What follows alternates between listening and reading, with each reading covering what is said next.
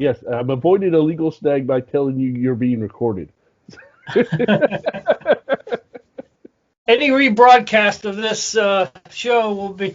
What was that old MLB thing yesterday they put Yeah. in the middle of every This ball this game?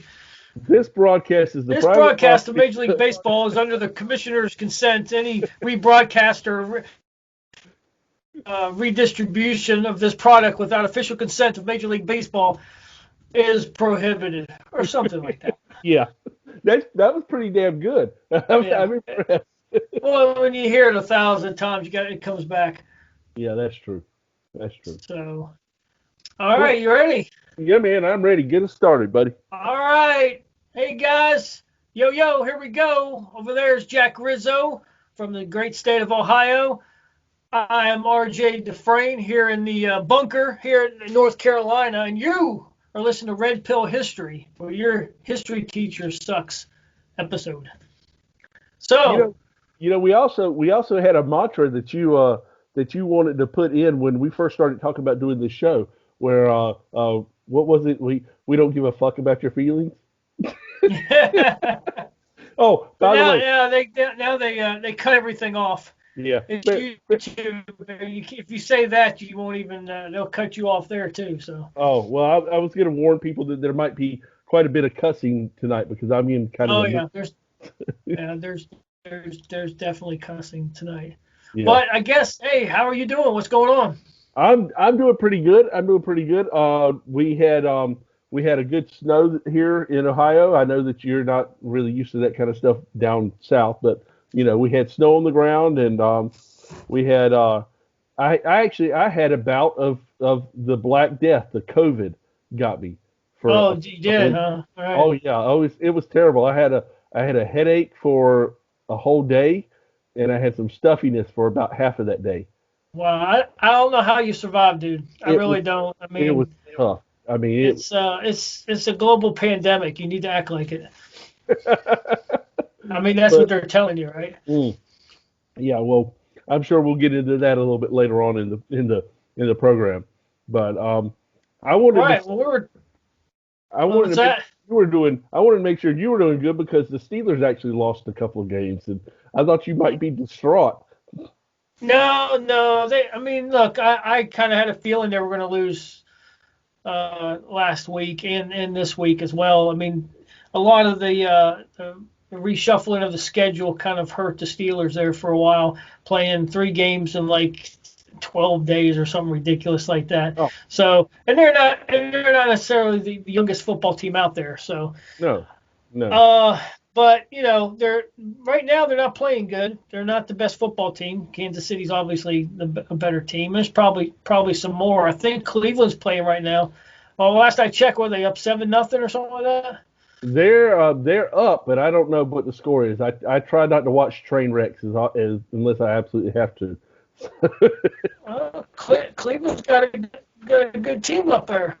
Well, that's a relative term. I mean, Cleveland is their record right now is better than it has been in years. But let's see if I can find the score. Yeah, They it's 14-14.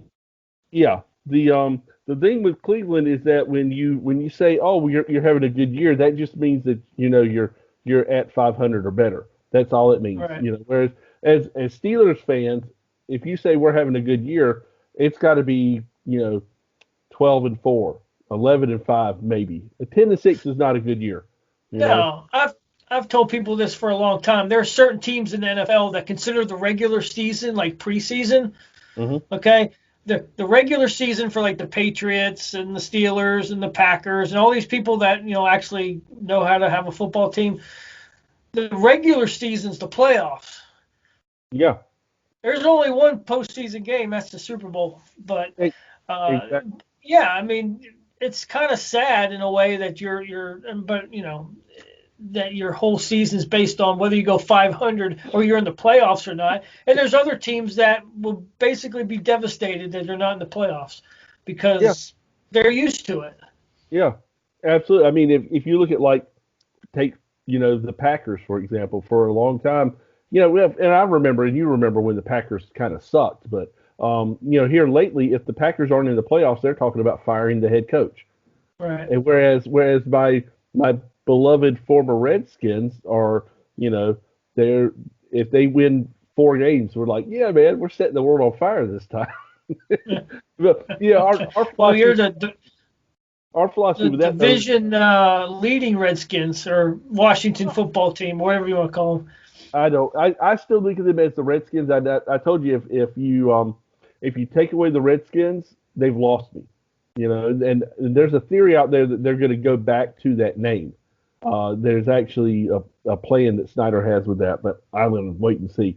But with the Redskins, if we just beat Dallas twice a year, I don't care if you lose 14 other games. If you beat Dallas twice a year, Redskin fans are happy, man. So Right. Right. as well they Well, should. speaking of changing names and speaking of Cleveland, we can let's get started on a pretty recent topic that just came up yesterday, I guess, or 2 days ago, where your hometown Indians are going to change their name. So Yeah, what's the talk up there in Cleveland? the talk up here is that the fans are pretty pissed off. Now, of course, I'm not an Indians fan. I'm a Yankees fan and have been since I was a toddler. But I'm surrounded by Indians fans, and I respect the Indians. They're one of the teams that I don't actively root against them. I like Jim Tomei when he played for them. I like Satchel Paige. I like some of the historical Indian players, and I respect the franchise. But this is just another wave of political correctness gone crazy. We saw that with the Redskins. We saw that years before that with Miami of Ohio University, where they also were the Redskins, and now they're the Red Hawks. And the thing is that the the team is trying to couch it in a hey, we're trying to include all of our fans. We're trying to make this as inclusive as possible. That's at least the press that we're seeing up here is they're trying to put that spin on it. But if you go on to the actual comment sections and the message boards for all of these stories that are local Cleveland stories, so you're seeing Cleveland reactions. You're not seeing national reactions like you did with the Redskins. This is almost 100% Cleveland reactions. The fans are literally saying, if you do this, we're abandoning you because we're sick of it. They were talking about this. Gosh, probably 3 or 4 years ago. It started getting really, really hot and heavy. But they didn't talk about changing the name. They talked about just getting rid of Chief Wahoo, the famous Indians mascot.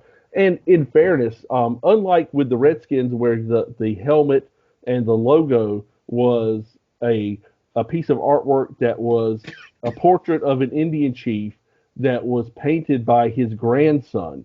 So you had, and it was an honorific for him to be on the helmet.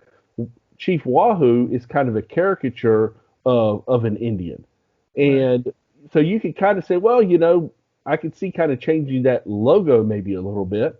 Although you'd also have to look at Notre Dame with the Fighting Irish. It's kind of the same logo. You got the giant head and the angry Irishman who, because Irish, they're all belligerent drunks apparently. Right. So They all want a bar fight.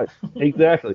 So they when they first started talking about it, they weren't talking about changing the name. They were talking about literally just changing that logo and going back to either just the C for Cleveland, or there was some talk about doing some feathers or something. They had some different ideas for that, and there was nothing really wrong with it. But all of a sudden, it got away from that and got into no, we just need to get rid of the name completely. I don't see anything wrong with the name Indians. I mean, I I don't have the same problem. Yeah, but I didn't have a problem with Redskins either, uh, because I knew the history of it.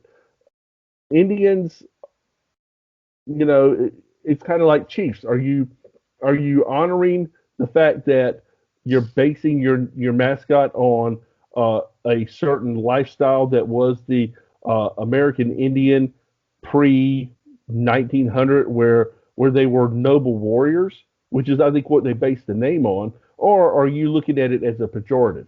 And the truth of the matter is, very few people look at it as an insult or as a pejorative. Most of them look at it as either honoring that segment of society or They look at it as this is just a historical name. So Well, let me ask you this: what group of people in this country are offended by that? the only people who are offended are white liberals. White liberals. It's it. They Yeah, they have this guilty conscience for whatever reason, and if they let that go, it makes people think, oh, they're so good and they're so valuable because they care and. But yeah, that's all white liberals. And the other thing is where is it going to stop?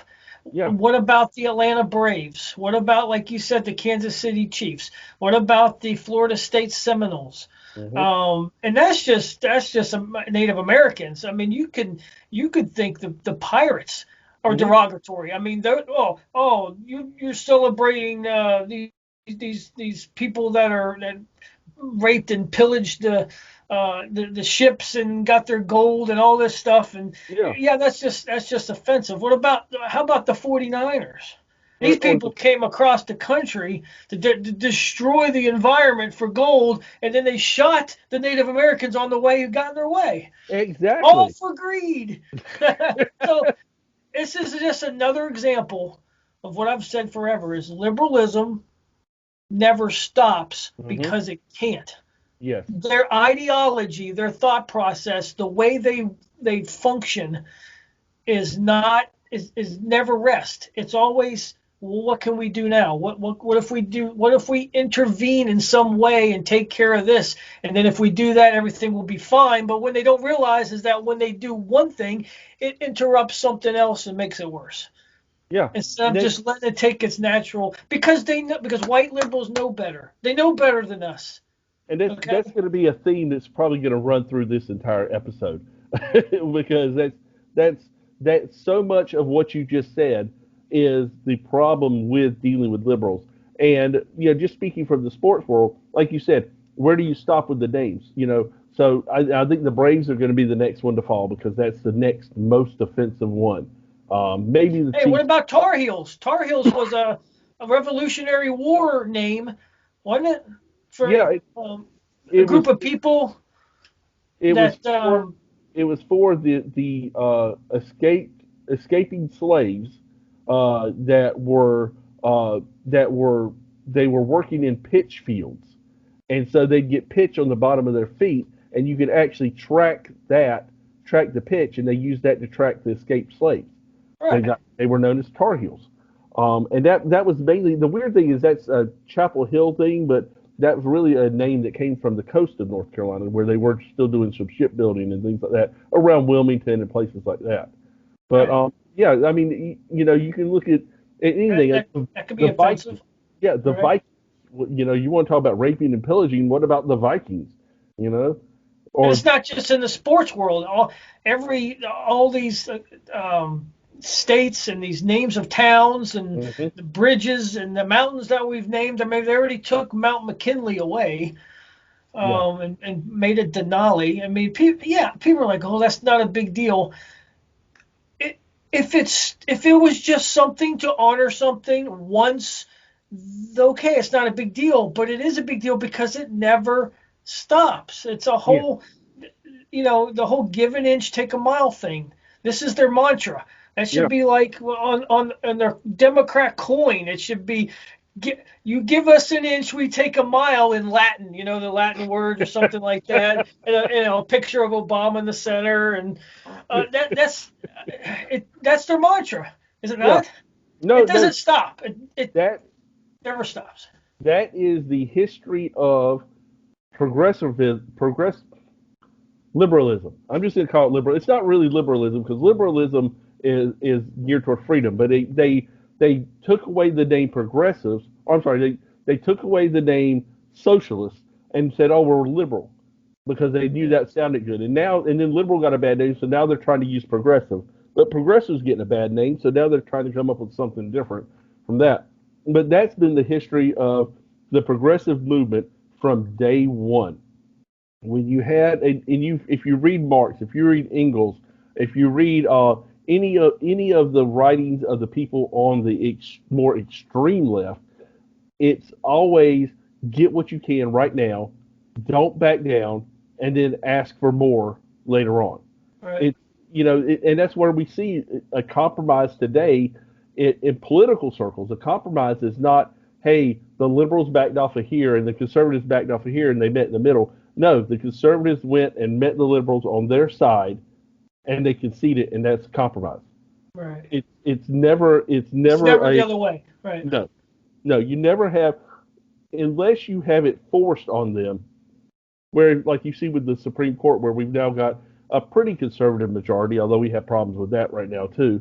Yeah. Uh, unless it's something that's forced on them, it's never a compromise. And then the media will kind of paint that in a mode of not, hey, the conservatives are getting their way, or it's, oh, they rammed it through, they forced this on America. Like, people don't actually want that, you Right. know.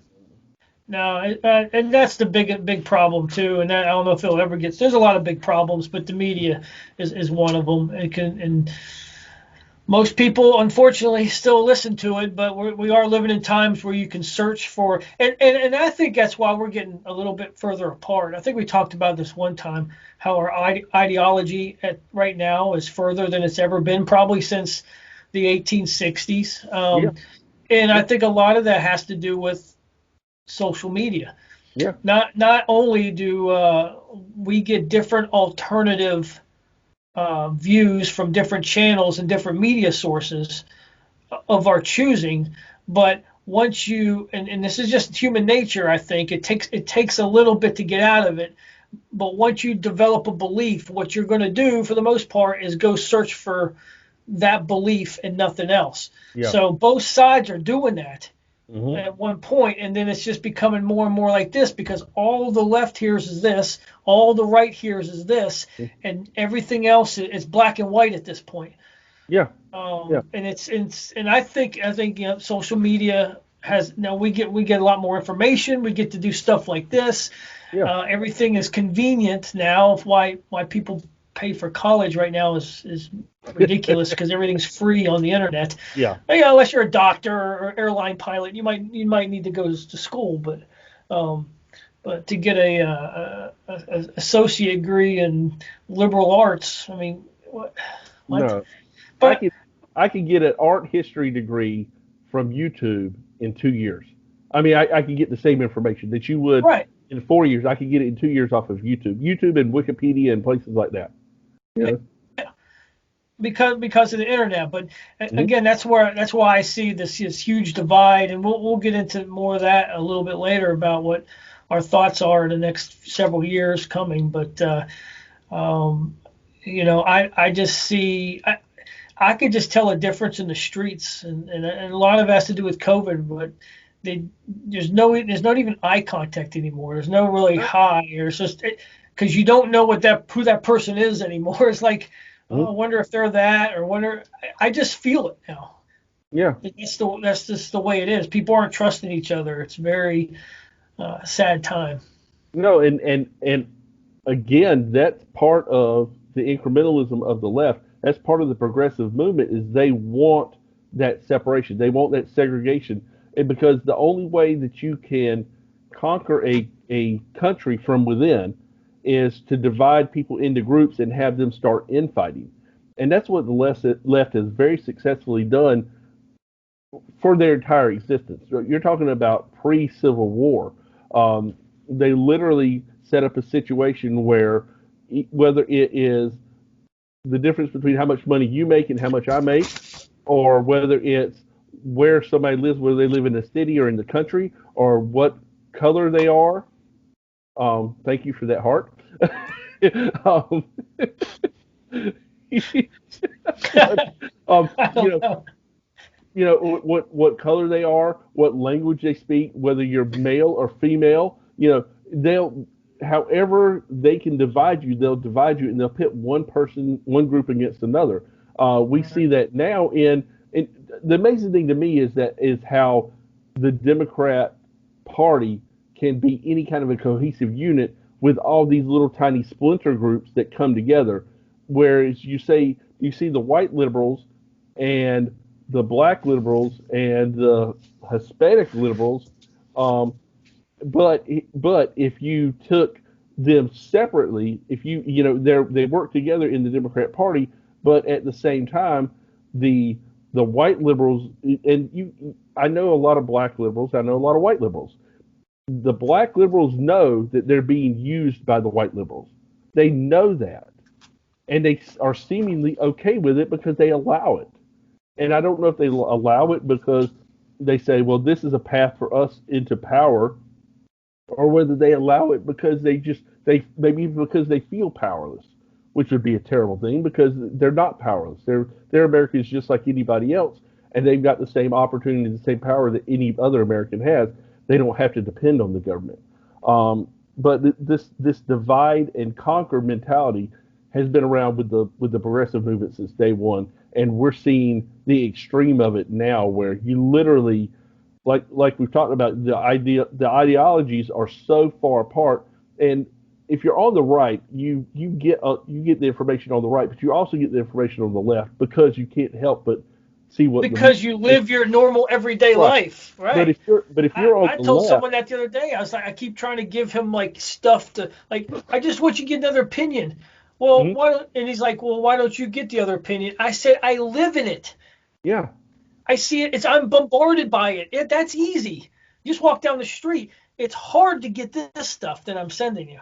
yeah, That takes effort. Just walking down the street, listening to media and movies and TV shows and the radio and all this other stuff on the internet. I'm bombarded by it. I see what you see. I just don't believe what you see, and yeah. I go search for the alternative. And that's the thing is that it's so difficult when you talk to somebody on the left because they're inundated with all of their information and they never see anything from the right. When you come to them with some new information, all they've been told over and over again is like with the Hunter Biden laptop situation. I've got a friend of mine from high school who's a brilliant attorney, and he's very intelligent, but he's a liberal. And if he, I came to him with the Hunter Biden stuff, and he automatically just told me, "Oh no, that's a hoax." And Right. he didn't even examine what I brought him because he had already been told from every source that he trusts, and he trusts these sources, that this is Yep. a hoax. And if you're told by 6 or 7 sources that are sources that you trusted for the last 20 years that this is a hoax, you're of course going to believe that's a hoax. Now, the scary thing is once the information came out from his sources that, oh no, this wasn't a hoax, he still, if I approach him with it, he still says it's a hoax, even though his sources are saying so. Right. The Because people don't want to be wrong. People don't no, want to no, believe that they were wrong, and that's the hardest thing about finding the truth, or even attempting to finding the truth yeah, is hard. The whole James Garfield quote: the truth will set you free, but first it hurts. yes, People yes, don't want to be hurt, especially on their own willing.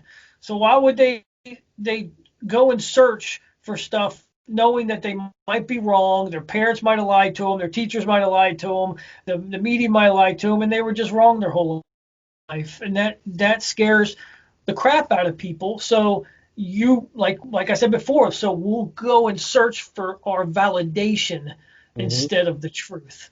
That's where it gets scary. Well, They're searching for just just just tell me what I it's that people love comfortable lies yes, and not inconvenient truths. yes, yes, And they'll go, and that's why Oprahs of the world make billions of dollars, because in all these books in the store, it's all just telling you what you want to hear. hmm, It might be good advice, but it's most you wouldn't buy it if it ripped you to shreds. no, no, That comes from within. So, uh, you know, and like you said, this conquer and divide, the liberals thing. Yeah, it's a thing that's been going on for forever. Uh, money, eat the rich, all this stuff, until what it is now. And it's like they said, never let an opportunity come to go to waste. hmm, And you and I talk about COVID all the time, and people don't understand that. Well, you don't believe in COVID. It's not that we don't believe in COVID. It's that they're using this as something not to waste. yes, They're using this to to divide and conquer. That's what we see. The mask thing, the mandatory lockdowns, the quarantines, whatever. It's all about never wasting a crisis. Take advantage of it. This is what they're doing. So here's the thing, and you mentioned just a second ago, and I love this. The problem we run into, and I think this is the biggest problem we hit, is that whoever sets the message controls the tone of it. So like you said, if you say, hey, I don't want to wear a mask because I'm not scared of COVID because I'm not, however you want to word it, a liberal's first reaction to you is going to be, oh, you believe it's all a myth, or you believe it's all fake, or you believe, that it's hoax. No, nobody said that. Where did I say it's that's a as hoax? far as their intelligence goes. But that was the original message that they got was, if you don't want to participate in wearing masks, if you don't want to participate in lockdowns, you are a person who thinks that the whole COVID virus thing is a made up just myth. And no, I don't know anybody, and I know hundreds and hundreds of people who are anti-mask. I don't know a single person who says COVID is a myth, that the virus is not real. I know No, a it's lot of definitely people who real. say, I know a Now, lot of how it people got who here, say, right, how it got here, when it got here, how dangerous it is, what and precautions how did they take you take. advantage of it? Right. That's what's for debate. All Yeah. that stuff. Yeah. Not that it doesn't exist. Of course it exists. It's why it's here, how it's here, what they're trying to do with it. That's up for debate. But for liberals, it's either this or that. There's hmm no in between. There's no middle ground. The wild thing is that we saw during the all the protests with Antifa and all this other stuff that the media will literally say something isn't happening. They'll create a myth when it's literally happening right behind them. So they're doing what they're, and the left always does this. They always are doing whatever they accuse you of, but they are literally believing a myth that there's evidence for right behind. Literally, hey, just turn around and look. The building's on Right. fire. Uh, but they choose to believe that myth because that's continuing on with their narrative. Uh, they'll never acknowledge that. Oh, well, yeah, we were fooled there, or maybe we were. No, no, no, no, never, no, never. That they will if they're ever like with the Hunter Biden laptop situation. If they if they said, if they had to come out and admit that this was not a false story, or this wasn't a Russian plant, or whatever, however you want to word it, whatever 15,000 different ways they tried to say this was fake was, when they come out with the story that says that says this is legitimate and the government's looking into it, it's never, oh, we were wrong. It's, oh, new evidence has come to light that shows. No new evidence came to light. You just opened your eyes and saw the evidence that was sitting there the whole time. And yeah, Right. the thing is, it's not new to these guys because they had the evidence the whole time. It's new to their Yes. readers and their listeners and their viewers because they weren't given that information. They literally, it's not even that they were told a lie. They literally were not told. I know lots of Right. people who voted for Biden who literally did not know that story existed. Did not even and they said if they knew about it and it was legitimate, they wouldn't have voted for Biden. And Right. that's Oh yeah, yeah, because it's not readily available. It's not mainstream, and I don't. I wish there was almost another word to use than mainstream because people hear that now and they just go in and out. There's got to be another way to describe this type of media that has an agenda that's a part of that is a wing of a party. it's and, it's it's and the they're like you said, they're controlling the tone of it too. They're controlling everything about it, yeah. and not only that, they're also saying, well, if you don't believe what we're saying, you are the any ist or ism or conspiracy theory you could think of. So it's a double-edged sword. Like, believe us because we're telling you the truth, and don't believe them or don't be like them because if you do, you are this, this, this, and this. Yeah. So people are, oh, I don't want to be a racist, so I guess I'll believe what you believe. I don't want to be one of those people. And it's yeah, they until the media is defeated, and I don't know. Like we'll go into this subject now, I guess. But Yeah. there's been a lot of talk recently, and I just want to get your. This is kind of the reason I wanted to talk is what just get some feedback on what you think, legitimately on this subject. But I don't know if you've listened to Rush in the last few days, but he's been talking about. He's not saying it's going to happen and about secession, but Mm. he's throwing it out there like it's possible. It's some of these states aren't going to put up with this anymore. Yeah. And then of course we talked about before about being in the Civil War if we're not in a Civil War already. But let me hear your thoughts on the whole secession thing and all that talk. Okay. Well, first off, just 1 second with the media. I like to call them either the propaganda media or the low information media because that's what they are. Information's good. Yeah, I like it. Yeah.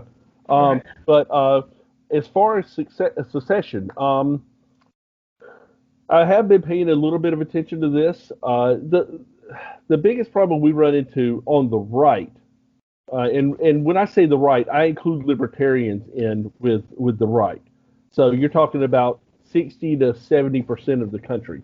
Um, Right. we our mindset is we just take it and we take it and take it and take it, and because we don't want to destroy the country that we love.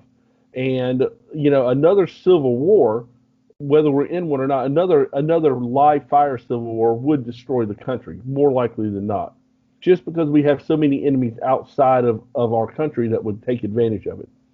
But first off, I think we are in a civil war. I think we're in a civil war the same as we were in a Cold War with Russia right now. And what it is it's a war of information. And they have, you have not just the media, but you have censorship with the platforms online. You have literal politicians in seats of power who are saying we're making an enemies list, and if you are pro Trump or you've said something to support him, we're going to take you down. And Right. their mindset is not just that, hey, we want to reduce your voice. They literally are saying we want you to become a non-entity in society. And what else can you describe that as other than war? That is, if you went to Denmark and you said, "Hey, I'm going to make sure that the Danish people do not have a voice and that they can't participate in trade from any country, and that I'm going to take away their industry and I'm going to make it so they can't have jobs because I don't like the Danish people." That would be war. That's war, and I wouldn't have to fire a shot for that Right. war. So I think that we are first off in a civil war, whether we like it or not. But as far as secession goes, I don't I don't see that going very far, with one exception, and that's possibly Texas. And Texas could conglomerate with a couple of states nearby it. The problem is that the states that want to separate are separated by land from other states. You don't have one Right. bulk group. So with Texas, you could say Texas, Oklahoma, um, New Mexico, Arizona, maybe Utah. The places in that clump right there, and you can say, okay, we're going to secede from the Union. And Texas, literally in their constitution, has the right to secede if they want to, Right. without the United States being able to really do anything about it. So that's the one area that I can see that having a legitimate possibility is in Texas. But all these other small states throughout, I don't see that happening. What could happen is everybody move to Texas, then they secede, and then they just say, you know what, the rest of the country, you guys can become Chicago and San Francisco if you want to. Right. I've been talking about buying a cheap piece of land in Texas, anyways, just to say you're a landowner. You try to Yeah, get across the border. You say, no, no, I'm a landowner. yeah, I can prove exactly. it. You get a little 2,000 piece of crap with a cactus in the middle, like for like a quarter of an acre in the middle of the desert. Hey, I own land. Put a little trailer there or whatever. Just Yeah, I've also heard. I think when people talk about like splitting, but we can't because it's not really cut in half. Hmm. But there's not to say there can't be more than two countries. And Right. I watched something that today where people were like, yeah, this is going to be one country, and there's going to be a country over there on the west coast and the country over there in the northeast, and but neither here or there. But what so you mentioned there'd be some ramifications. Like when I hear secession, I've been talking about this for 15 years. Hmm. It's almost a fantasy at this point for me to just separate from these people. I mean, I'm at that point now. Like, okay, well, here's your land. You go over there. We build a wall. Don't you dare come over here when North Korea attacks you. And this is our land. And go be your government, and we're going to be ours, and be done with it. Hmm. Like I'm like, oh, that would be so good. That'd be so Yeah. great. But you think there's ramifications to doing that? I think so. Just because it depends on how it's done. If like okay, let's just say smallest scale possible. Let's say Texas secedes by itself, and all the conservative people that want to move into Texas, and it becomes a great nation in and of itself.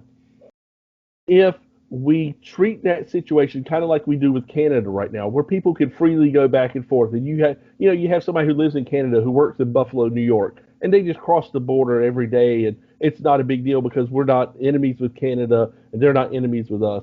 They're just different. They're just a different country. Right. If that's the situation, everything's well and good, and it will work.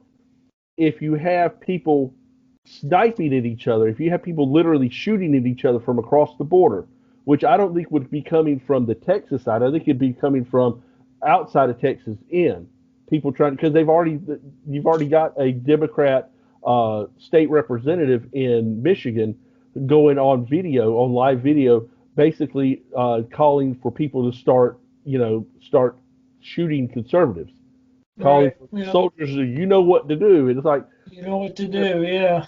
so if you have that mindset on the let's call it the liberal side, they're going to feel nothing about shooting into the other country.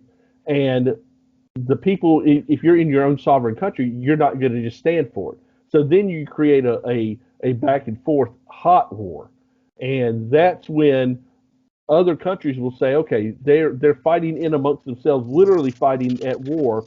If we either use this as an opportunity to pick one side or another and put our weight behind it. So let's say you have a North Korea, or let's say you have a worst case scenario, China, who says, "Oh, well, you've got all these people conglomerated in one small state. Here's 1,000 thermonuclear weapons, and here's all the tanks and jets that you want, and you guys have at it, and you just destroy them." Or China can say, "Oh, well, they're fighting in amongst each other. Now's the time for us to fight, to jump in there, Right. take over." And because we're so busy fighting each other, we don't have an opportunity to defend ourselves.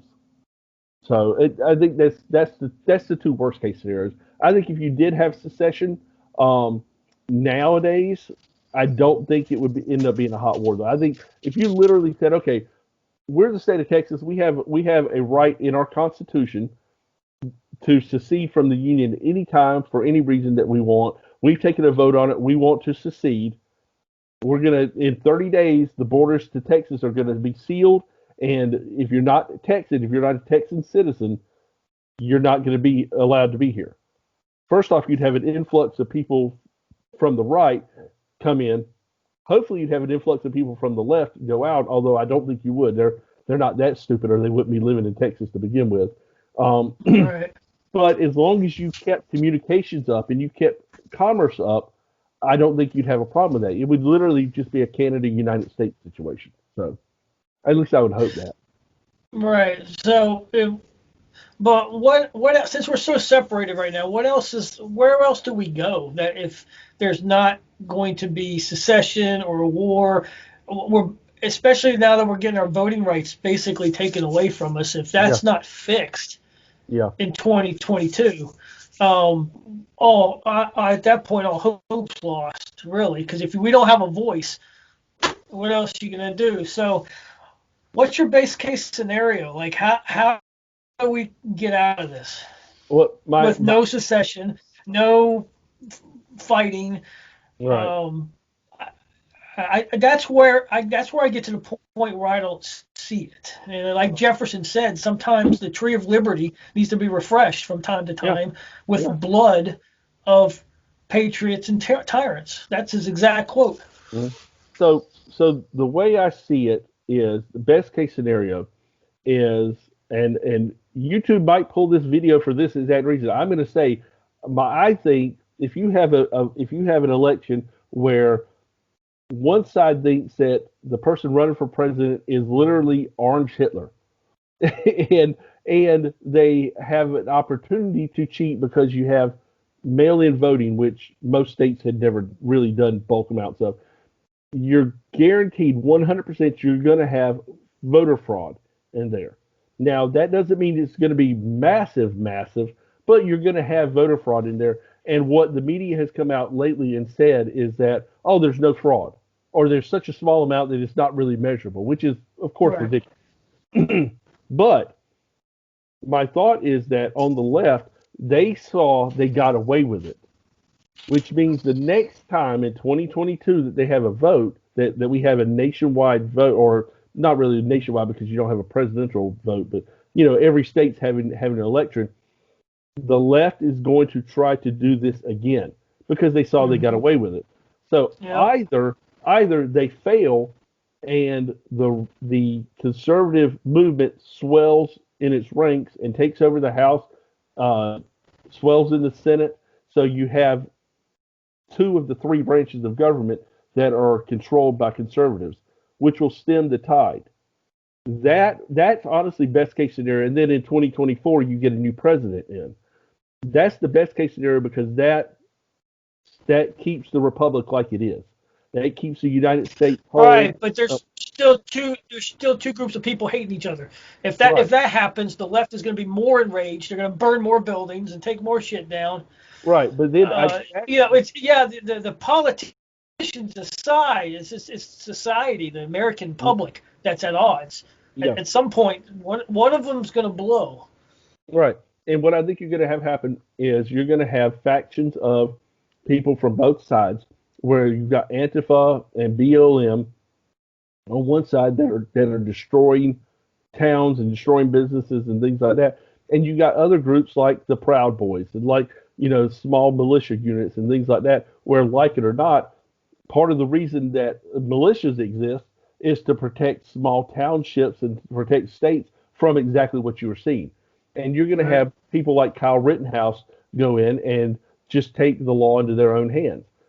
Right or wrong, that's the only way to really stop it. If the local law enforcement and local politicians are either complicit with it or just unwilling to step in and say this is wrong. Um, I think that's why you saw they tried to go out into the more rural areas for a couple of days, and that quickly got turned Yeah. around because they saw that that's not like being in an inner city. So you could have a situation where people say, "Oh, well, they're burning the inner cities down. Let them burn it down," because all the productive people live out in the country. Who cares? Let them have their own little wasteland that they can have. We're just going to ignore them, or people will take up arms and shut it down themselves. At that point, then you have what could be called a hot civil war because you have two ideological factions going against each other. A civil war is not necessarily two land masses going against each other; it's two ideas going against each other. It's ideals, yeah, right. And So, we've been through this twice already. right, right, We've been through it. I mean, technically, the Revolutionary War was a civil war yeah, yeah, in a way. We were yeah, we were our own country or part of it, and then and the same thing would have happened if the South would have won in a civil war. It would have been an independence. The South would be calling it Independence Day yeah, and a exactly, Revolutionary War, not maybe not as much a civil war, but right, so it's just, and it's all based on ideas. It's all yeah, based on you've gone too far. That's enough. It's either there's got to be some sort of powder keg moment to blow this whole thing up, yeah. whatever that is. But it's to the point where it's just I don't see there's common ground because there's so much hate right now. No, no, and again that goes back to to two entities drive that more than any other. Just two. The first entity, of course, is the media. Uh, and when I say the media, I talk about platforms like Facebook and stuff like that, where they do censorship, uh, where they are controlling the speech, and they're controlling it in such a way that it drives people to go against each other and to hate each other. Um, Right. the other entity that causes this more than any other are the teachers unions. The teachers unions now, and I love teachers. I've got a lot of teachers in my family. I'm a big fan of teachers individually, but the teachers unions, their whole mindset for the last 30 years has been to promote segregation and racism. And some people, oh well, it's not really racism because you can't be racist if you're a minority. Yes, you can be racist if you're a minority. I don't care if you have power or not. You can be racist because all racism is hating somebody for something that's not in their control, for hating their Right. skin color, and so they push racism. And it could be good. It could. Well, I don't know if it's good or bad, but anytime you take someone's skin color into an account of any decision that you make, you're racist. Yeah, I like people. Oh, we hired the first woman of color. You're a racist by yeah. definition. You're a racist because you chose that person based on the color of their skin. Now You I that's will, whether it's good or bad or whether it's moral or immoral. It's still a race issue. I will say That backfires too. I will say there's one exception that I would like to put in on that. Now that's if you have, and I saw this in the Marine Corps, if you have a group of people that have one thing in common, let's say it's skin color, and you have somebody that you're going to have go speak to them. You saw this with Magic Johnson at his high school when he started, and he was one of only a handful of black people in the high school. He was the person that the leadership of the school went to and said, "Hey, can you talk to your folks about Because this?" he was the best person for that job, Right, but here's the thing: not is that because they were making a minority hire. right, exactly. They said this person, because of the way they look, because of their background, and because of their personal intelligence, because they're a good person and they fit this model. This is the person we want to have speak to this group specifically. That doesn't mean Right. that you hire that person because, well, we want to represent that group. No, just Yeah. So yeah, my mindset has always been I'd love for them to take away any aspect of race on any forms, period. Right. When you apply for a job, when you apply for college, when you apply for a loan, who cares what color your skin is? You It know? all has to do with numbers and the Census Bureau and the Chamber of Commerce. They all got to throw these numbers. Say, well, this percentage lives here, that percentage lives here, and they make this sort of income, and the Asians, of course, are millionaires, and all this stuff. They need to. Liberalism also groups people. They just Yeah, love to put people in a box. You belong over here. You're here. You're over here, and you almost believe this because you're this type of person. yeah, yeah. I've It, got it, a it's I've got sad a what they do. But just label people. It's sick. I've got a Instead of friend of just being a mine. human being who has a soul, and a brain. Yeah, No, you're this because of something you have no control over. yeah. Go screw. I'm tired of it. I've got a friend of mine who is he's gay. He's married to his partner, and they're adopting a child that they had a surrogate, that the person that had the baby is a trans person, and all three of the people that we're talking about are all conservatives because they literally, and people try to talk them out of being conservative all the time. They're like, no, why? Just because the majority of the people that have the same sexual orientation that I have believe this, why does it follow that I must believe that I Right. because I'm gay or because I'm trans or because I'm a minority or because I'm adopted or whatever? You can't, as much as the Democrats want to have everybody have groupthink, and they really, really, really want everybody to have groupthink, while at the same time saying, "Oh no, everybody's an individual." No, they don't. They don't believe anybody's an individual. As much as they want people to have that, the people that are thinking, that actually use their brains, should chafe at the bit at the very idea of, oh, you're this, so therefore you must think that. I'd have the Right. same reaction if somebody came to me and said, oh, you're a Christian, well, you must believe in, that gay marriage shouldn't exist. Why does it follow that? What do I care if a gay person gets married or not? You know, Right. that's just, but that's my personal opinion. It's because I'm an independent thinker. Just because I'm a Christian, it doesn't follow that I must hit every single check mark that goes down that line. You know, just like Right. if I'm very anti-drug, which must mean that I want all drug people to be prosecuted. No, I just don't want to do drugs myself. I don't care if you Right. do drugs. I don't care what you do in your own house, as long as it doesn't affect me. As long as I'm not having to pay for your care and give you Right. checks and That's stuff. the You know. So, that's but the libertarian. You right. know, that's the libertarian. And that's like uh, the whole like. I always had a problem with this. This is 20 years ago now, but the smoking in restaurants thing. People are like, "Oh, I'm so glad," and I'm like, "No, not really. I don't like it." And they're like, "Well, you don't smoke." I don't know. I don't smoke. I also don't want the government to tell somebody who has Yeah. his own business what to do in their own restaurant. I'm Yeah. libertarian. It has nothing to do with I'm a smoker, so I have to believe that. Yeah. No, you can smoke all you want. And if that restaurant is too smoky and I'm not a smoker, I can go. Yeah. Exactly. Or somebody sees this and has an idea and says, you know what, another bar right over here, and it's going to be no smokers at all. Now, if that individual business decides to do no smoking, that's awesome. That's Yeah. great. Yeah. When it's forced is where the problem is. Yeah. It's just, and again, that goes back to incrementalism. They start off with something like that, where they say, oh, well, if you're, you can't have liquor sales on Sunday. Okay, well, what if I own my own business and I want to sell liquor on? No, no, you're not allowed to sell liquor on Sunday.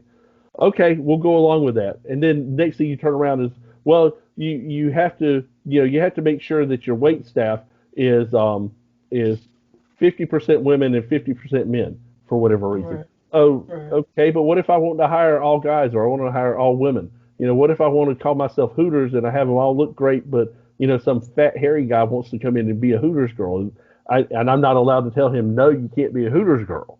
You know, okay, well, we'll go right. along with that. Well, you can't have smoking in here, but I smoke.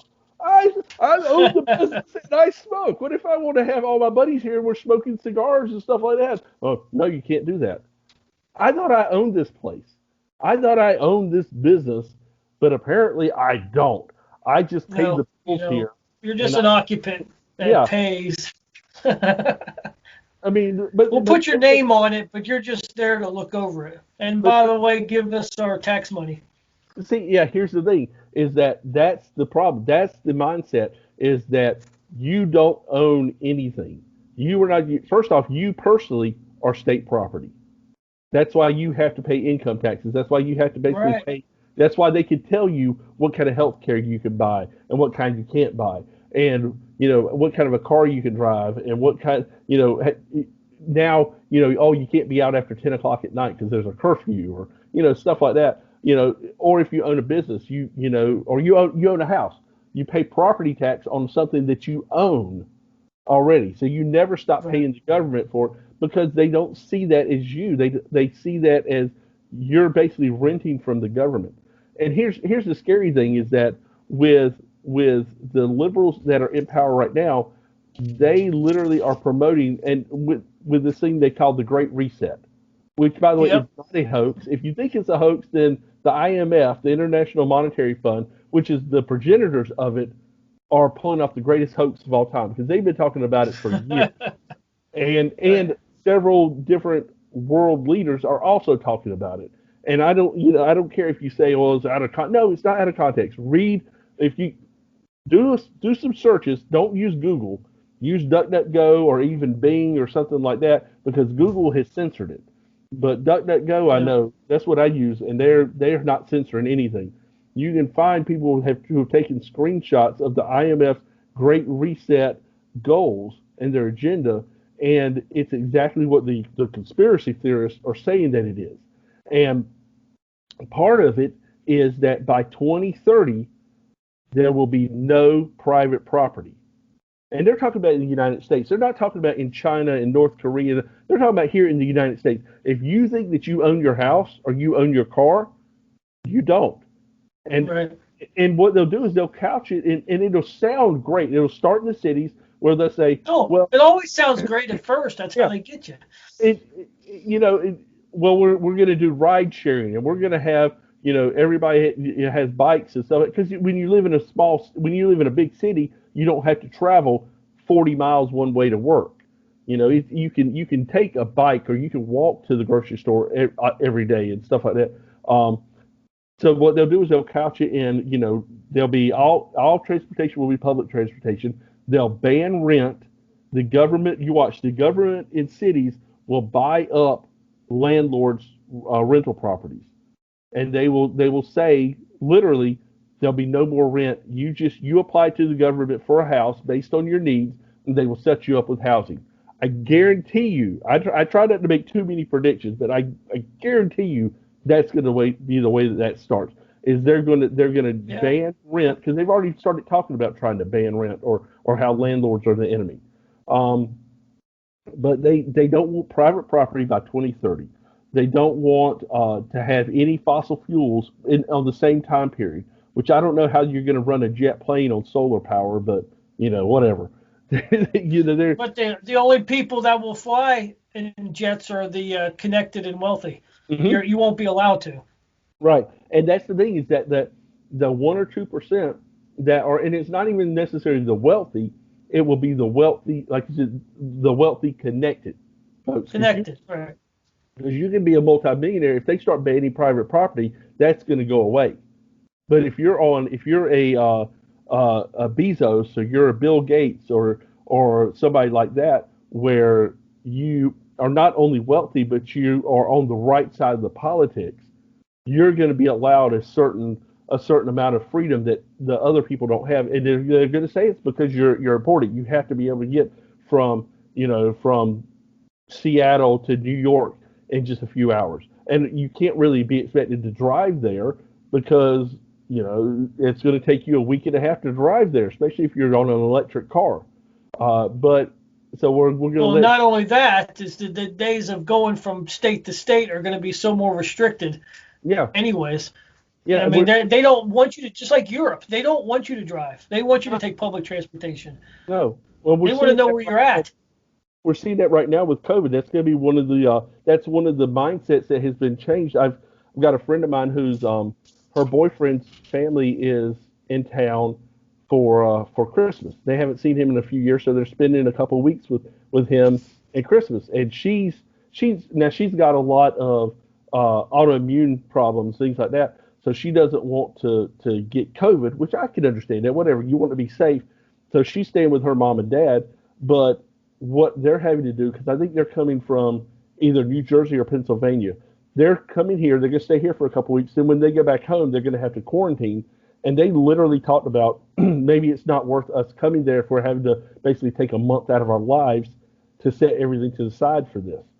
So Mm-hmm. what that does is that creates a mindset of it's not good to travel. It's Right. not good to if I live in Erie, Pennsylvania, and I work in Ashtabula, which is they're 20 minutes apart in Ohio. What can I not cross that state line then to work? I guess I can't because technically speaking, if I go from Pennsylvania to Ohio, when I go back to Pennsylvania, I'm supposed to quarantine for 2 weeks. Right. Yeah. That's not going away. These people Mm-mm. think that everything will be fine. We'll go back to normal and everything will be, you know, uh, yeah. And they're going to create. Well, we can. That's another subject. I don't know if you want to dive into the vaccines. That might be for another episode because. Oh, Yeah. excuse me. I got to sneeze. Whew. If you want to do if you want to hit on the vaccine, you can, or if bless you, if you want to do that, we can, or we can do it. You're right. That could be its own show right there. So Well, it's the vaccine thing, and I mean this got to be a different show, but I mean if this doesn't look like the Book of Revelations, I don't know what does. I mhm. mean, as far as getting mandatory vaccines, which will turn into a chip, which will turn into you can't go to concerts without it, you can't go on airplanes without it, and then it'll end up being you can't even buy food without it. Yeah, Um, yeah, and because that's how they control it's you. for your safety. It's for your Yeah, safety. And if you don't get it, you're a conspiracy theorist. It's the same. It's all a game. yeah, This is how they yeah. do it. They use language to get you to believe and to scare. Well, It's a double-edged sword. here's the thing, 'cause we've been talking about how they marginalize and how they segregate people. This is another method for segregating people because they know that there's a percentage of the population, and I'm part of this population. I think you're part of this population, where if the government comes in and says you must do this, even if I think it's a good thing, it goes against every fiber of my being to do this thing that I'm being told I have to do. Now, if you say, "Hey, would you like to do this?" or "It's good for explain to me the benefits," whatever. I'm not necessarily anti-vaccine in general, but if you go to me and you say you have to get this shot, you have to get this vaccine, I'm going to do everything in my power to not get it. And what Right. they're doing is there's not a huge percentage of people who are like that. 15 to 20% at most people are like that. But what it does is it's an easy way for them to separate those hardcore people who are more likely to be patriots than not. It's an easy way for them to separate them from society. And like I said, they already have the mindset of if you are a supporter of Trump, uh, and we can expand that out to anybody conservative. If you're a supporter of Ted Cruz, you're a supporter of Amy Coney Barrett when she went to the Supreme Court, whoever. Um, then we're going to try to marginalize you from society and we're going to make you a non-entity. This is part of that. This is part of them saying, because they've already had the Ticketmaster said if you don't have a proof of vaccination, you can't buy it. You can't buy a ticket. Not you can't go to a Right. concert. You can't buy a ticket, which means Right. I can't buy a ticket for my daughter who has had the vaccine. No, I had to give her money and she has to do it on her own. Airlines are saying if you don't have proof of vaccination, you can't fly. Now it doesn't matter why I didn't get vaccinated. I can't fly. So, and like you said, how long does it go before you can't go into a grocery store when you have to show your papers when you go into a grocery store because you're around other people, so you're marginalized to the point where either you go build a cabin out in the woods with a Johnson stove and you live out on your own, which doesn't sound that bad. I mean, No. there are definitely worse ways to live, or you have to rely on everybody else around you doing for you, which of course causes them to resent you, and you just become a pariah, which is of course their intention. They can't enforce groupthink without making the people who aren't involved in the groupthink an enemy of everybody else. Right. The enemy. And I think I saw somewhere. I don't know if you showed it to me where New Zealand was already talking about putting vaccinators in mandatory camps Yep. to Yep. keep them away or something, Yeah. or force them to get a vaccine. Yeah. I mean, Yeah. I mean, how people don't see this as slowly happen. It's not even slowly happening in my brain. This thing's going pretty quick. No, it's fast. Of the of the change of our whole society and world. It's just and that they don't see the ramifications of it. They don't see the this what this going to cause 5, 6, 7, 8, 10 years from now. Yeah. It's just give it up because safety is more important than freedom, which And is see, what we bases this whole. That's what we fought for this country for, anyways. At the yeah. beginning was to get rid of that little bit of security to get that freedom. Yeah. And the scary thing is that the people that are pushing for the government to step in, the citizens that are pushing for the government to step in and do this, first off will be the people who they're the very first people to talk about how they don't want the government in their bedroom. They don't want the government in their lives. They don't, but they want the Right. government to mandate everything. Yeah. But they don't think about, okay, well, they're saying, well, if we have Biden in the White House, I don't mind if he does this because he's a good guy and he's not like Orange Hitler. He's going to do the right thing. Well, Biden's not going to be there forever. And he's Eventually, still not going to do the right thing. He's putting right? people in power But that are just.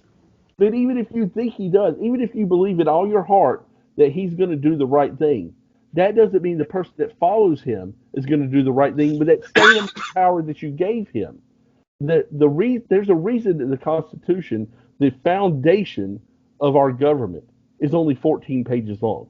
It's not supposed to be this we're interfering in every aspect of your life deal. Yes.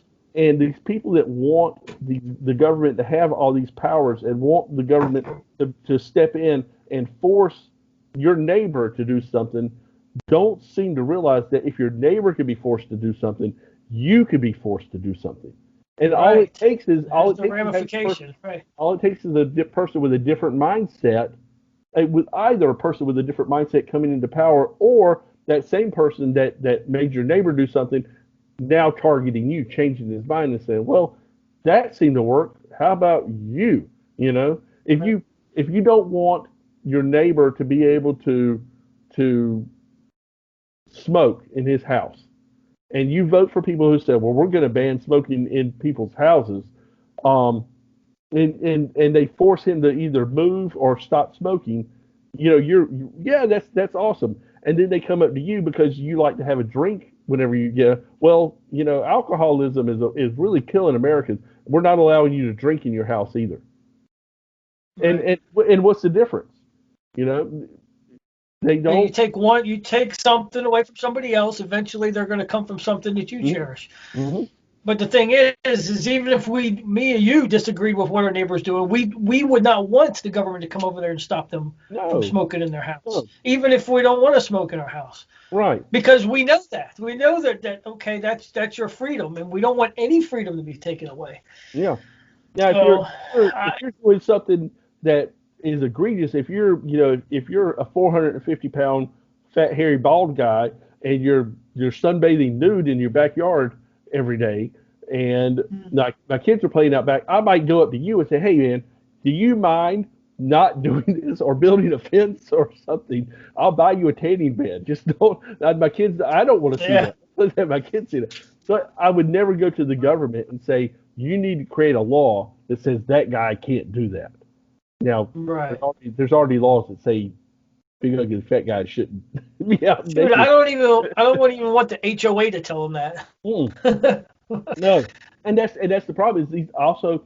I guarantee you, all these people that are pushing government mandates are the exact same people who are in favor of homeowners associations. Oh Not only yeah, in favor of them, and the they're people who favor of, run them too. yeah, because that's their little power. That's their little fiefdom. Is I've got this little bit of land that I'm in charge of, and it's not that it's my land. It's that I get a kick out of telling people around me what to do, and they have to do that. They have God, to do it right.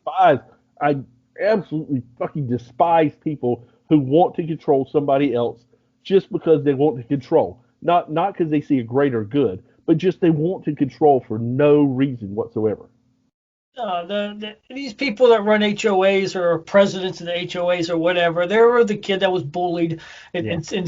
in school, and now all of a sudden he's got this little bit of power and he's going to take advantage of it. It's like successful people that have shit to do is not the president of the HOA. First of all, No.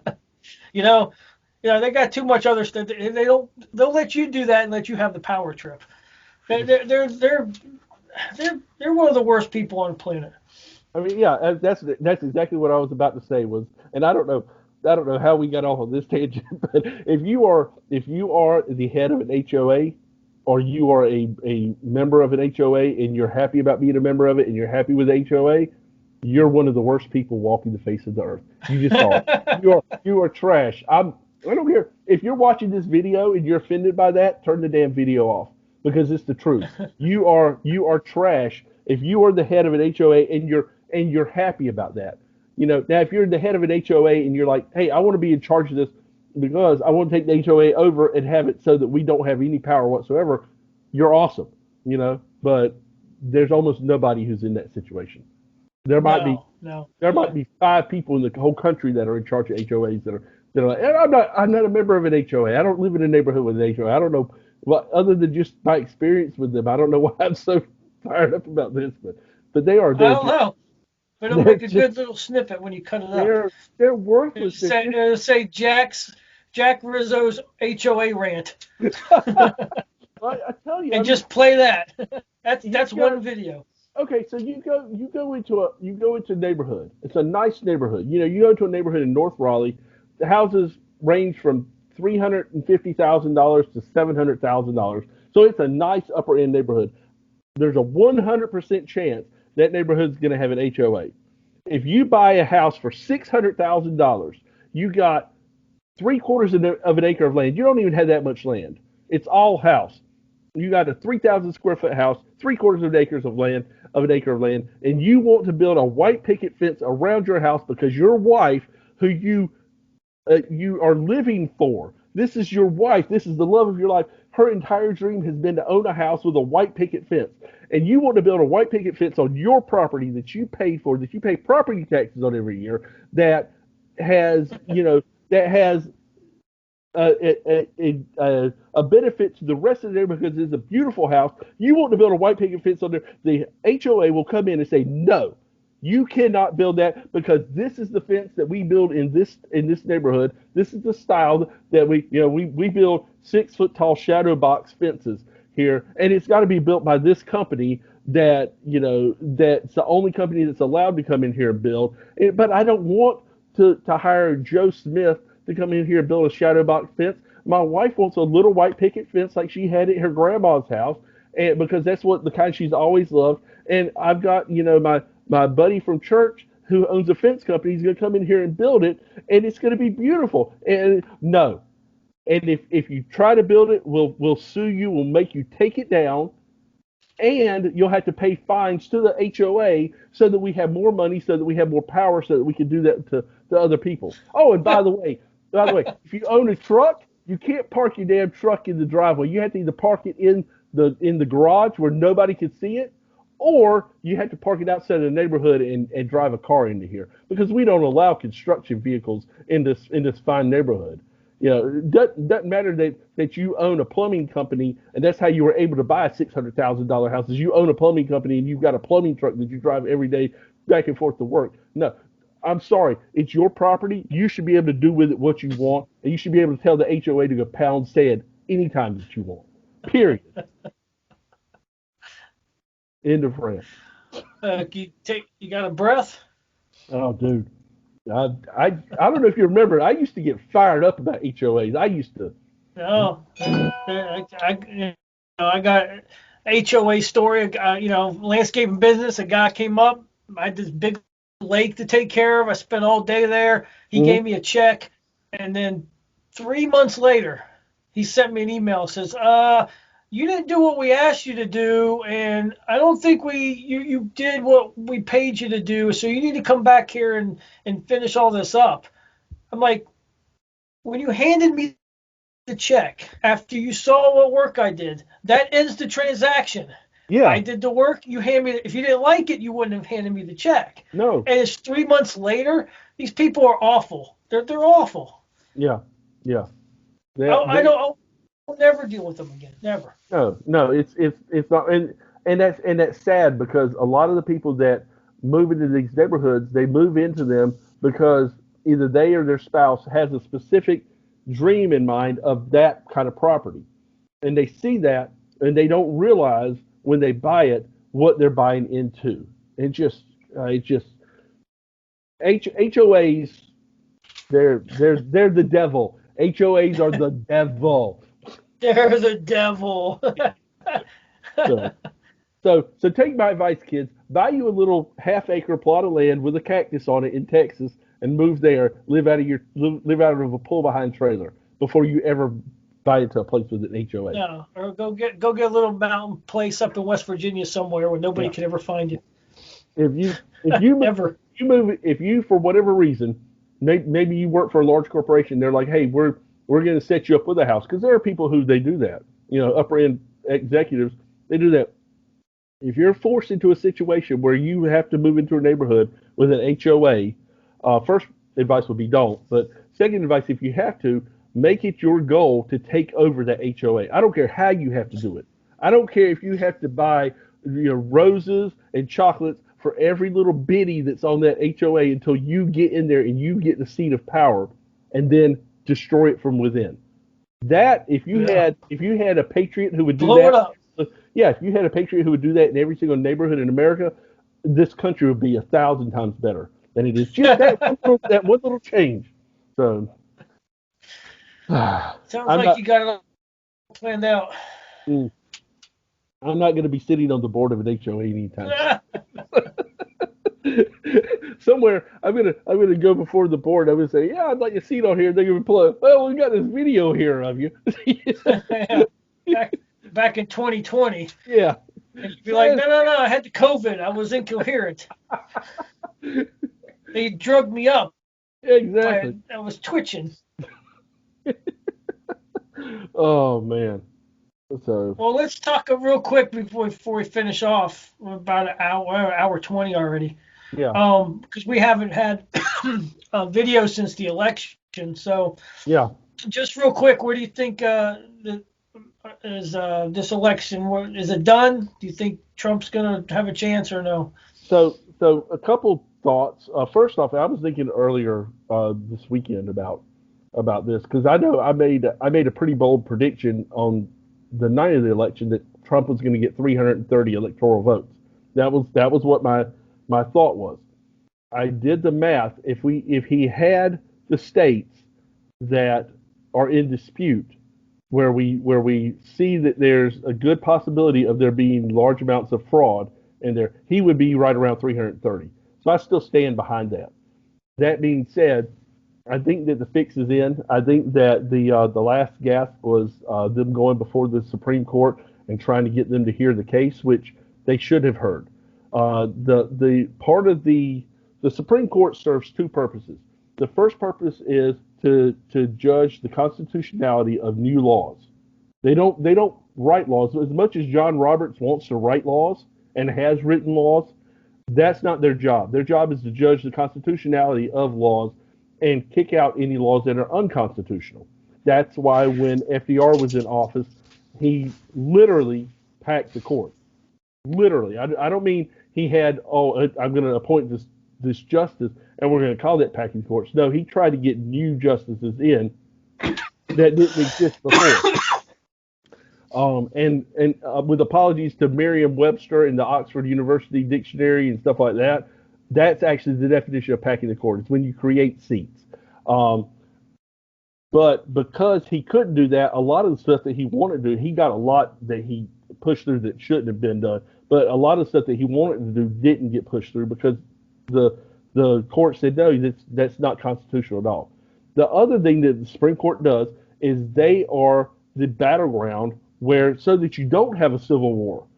You have if you have conflicts between states, that's where you go to adjudicate a conflict where one state says, hey, this state over here is screwing up, and we know that they're screwing up, and please stop them.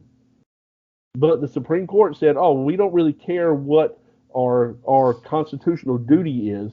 We're just going to kick the can to the side of the road and just pretend like it didn't happen. Now, part of me says I kind of understand that because what would happen is if the Supreme Court said, no, we're going to come in and we're just going to throw out all these votes and uh, and basically give the vote to the election to Trump, then we would probably have a hot civil war Yeah. almost instantly. So I kind of understand if that's their mindset because they're also charged with just like every other branch of the government. One of their primary duties is to keep the republic together, and that's probably the actual reason that they didn't see the case.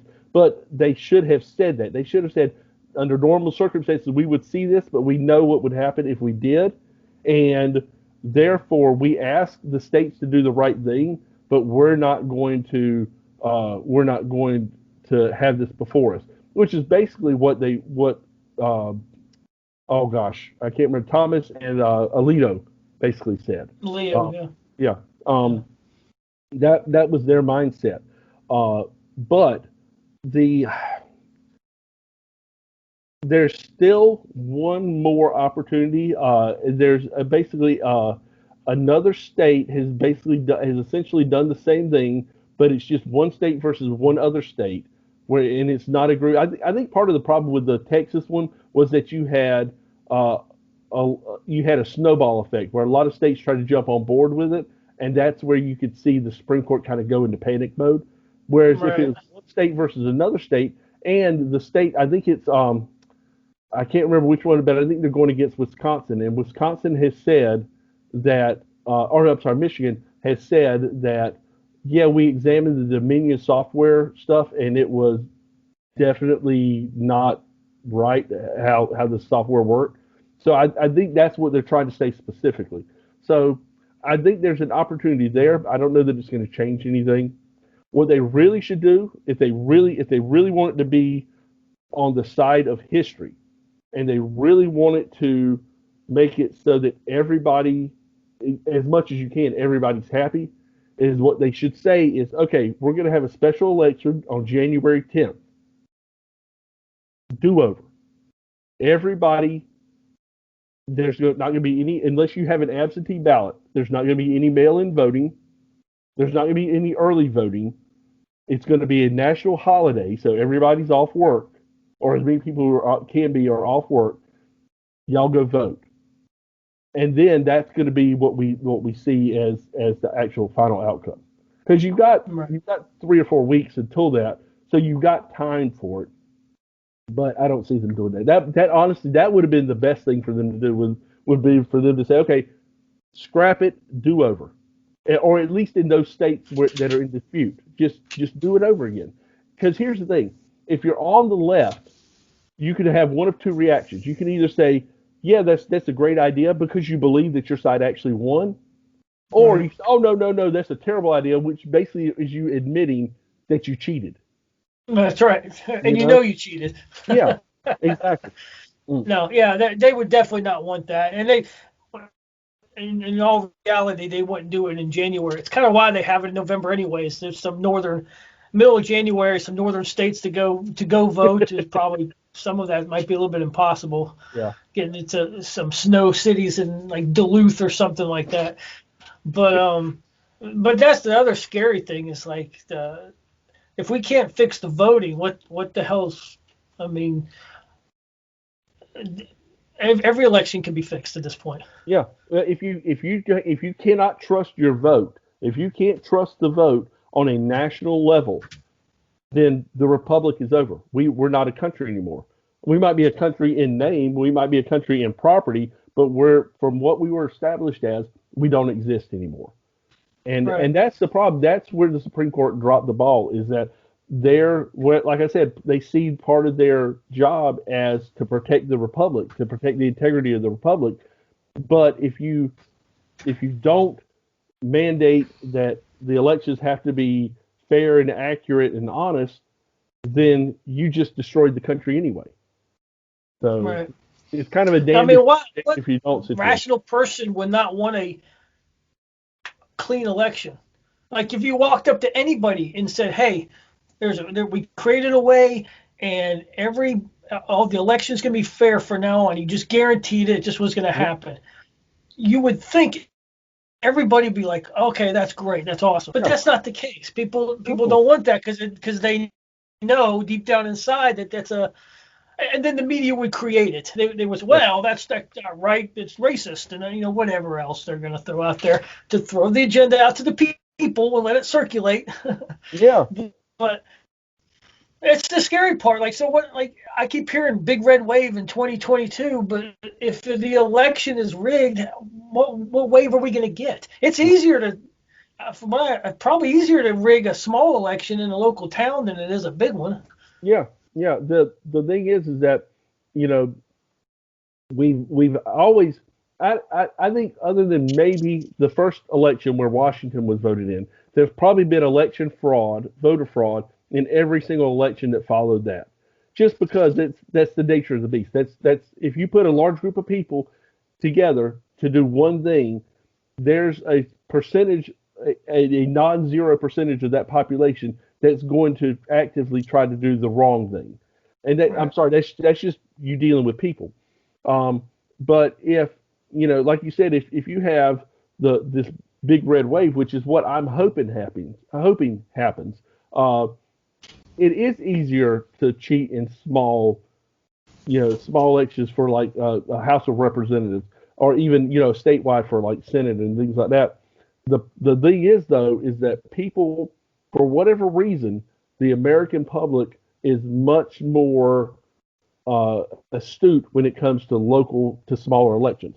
So if you have somebody who's running for House of Representatives and they were polling, you know, 10 points behind their opponent, and all of a sudden the day of the election comes and they beat their opponent by 20 points, that the population in that area is not going to sit there and, oh well, that must be accurate. No, they're, because it's a small area, because it's personal to them, they're going to be Right. paying closer attention. They're not going to allow that to happen.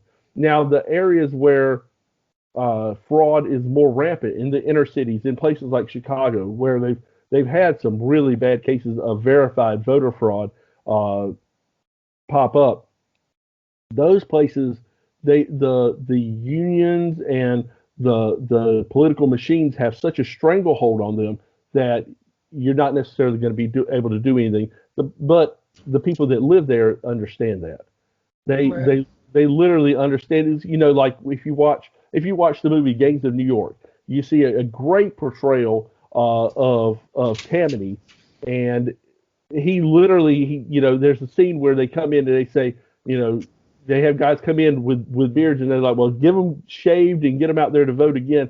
And the one guy comes up to him and says, we already have 3,000 more votes for whatever Democrat they were pushing. We already have 3,000 more votes for him than there are voters. And you're having these people still go out and he's like, I don't care, make it 30,000.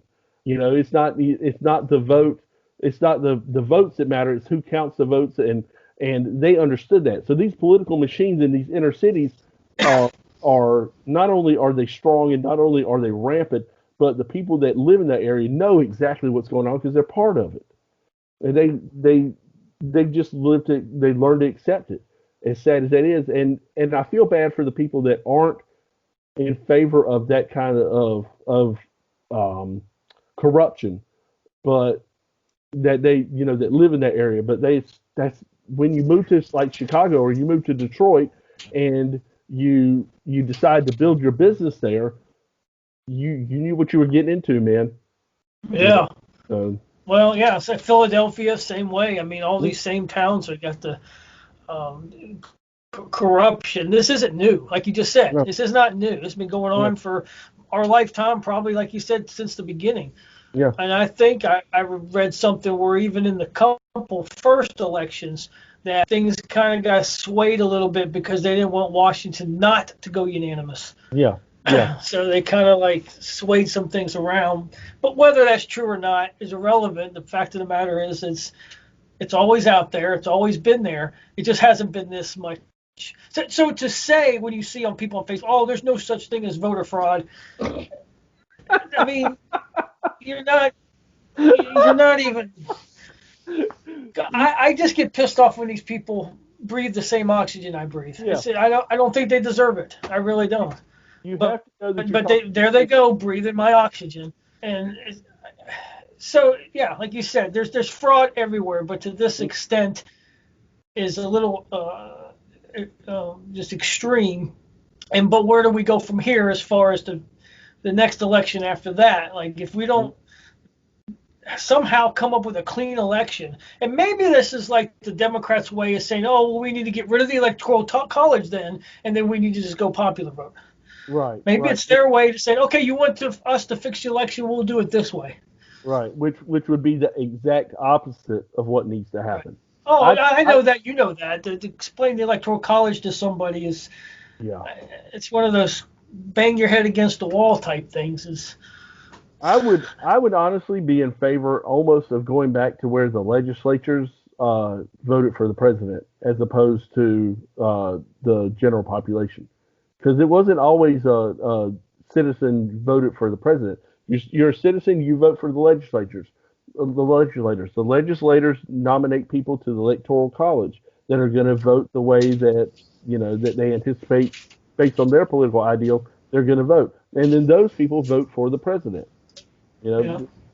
know, and what it does when you have that kind of layer cake, politically speaking, you create a buffer to where again we as citizens, for whatever reason, we care more about local politics than we do national, and we should care more about local politics than national because in theory the local politics are what's going to affect you, not the national politics. Um, but if you care about your legislators and your legislator nominates somebody to the electoral college who doesn't, let's say you're a big Second Amendment person, and the legislator nominates somebody to the electoral college who is anti-Second Amendment, you're going to say something to that legislator, and because you're local, they're going to listen to you. You know, Right. it Yeah. Because almost, because you go to church with them, you see them at the grocery store. yeah, You're gonna run into him at some point. He's your it, neighbor. it almost gives you more power as a citizen to do the presidential election that way, and I think that's why the founding fathers set it up like that. It almost gives you more power than it does you having an individual vote at that point. Um, Right. you know, and I know And people. like you said, it would be the exact opposite if it was a nationwide vote. Yeah, You would have no say whatsoever. no, no, your vote might as well not even count. Um, Right. because So what do first you off, think? I already heard that uh, rumors that I thought this way anyways, but that Trump is going to run again in 2024, um, which I think personally he would get the nomination pretty mm, easily, yeah, depending on what the next 4 years happens, whether or not he can win it or not. Of course, most likely Joe Biden will not be there in 4 years, no, whether on his own accord, the government's own accord, or God's own accord. He's mhm, probably not going to be there. yeah. So it's like the next 4 years, man, are just going to. The next 2 months are going to be interesting. But the next 4 years, oh, we might not even recognize what 2019 is. No, no. So, first off, as far as Biden goes, I'm actually of the mindset if he is inaugurated as president, which is looking like that's going to be the case. If he's inaugurated as president, I'm hoping he stays in office for 4 years because Kamala Harris is an absolute train wreck, and she is. It's not that she's a better person or a worse person than Biden. She is just so much more of a political machine person than Biden is, and Biden will probably be the most corrupt person to ever take the office of the presidency if he's inaugurated. Harris is worse than corrupt. She is corrupt and spineless. She will be controlled by the squad, by AOC and Ilhan Omar and those people out of the House. She will be controlled by BLM. She'll be controlled by every little political movement that comes through there, and they will get exactly what they want. Um, so I hope if Biden's inaugurated, I'm like, bless you. I Yeah. will pay out of my own pocket for his personal protection so that nobody gets to him. Just because, Yeah, but at the same well, time, like I know it sucks, but sometimes you have to hit rock bottom in order to know you're at rock bottom or know that things are yeah, wrong. And that's you know I go both ways. It's like I almost have this fantasy about a civil war, but then I like okay, I'm kind of rooting for Great Depression or something like that to reset, not reset in yeah, a government way, but to a right. natural human way that has existed in the past, in order for us to realize, okay, we're really going down the wrong path. We have to go back to Yeah. a normal, conservative, free country that we were. That's best case scenario. I mean, So, I think the so, next 10 years are going to be pretty telling. so here's what I see in 2024. I do see Trump, not necessarily running, but he's going to be the power behind whoever is running. What I'd like to see is I'd like to see Cruz get in because I'm a big Cruz person, and for Trump to throw his support behind him.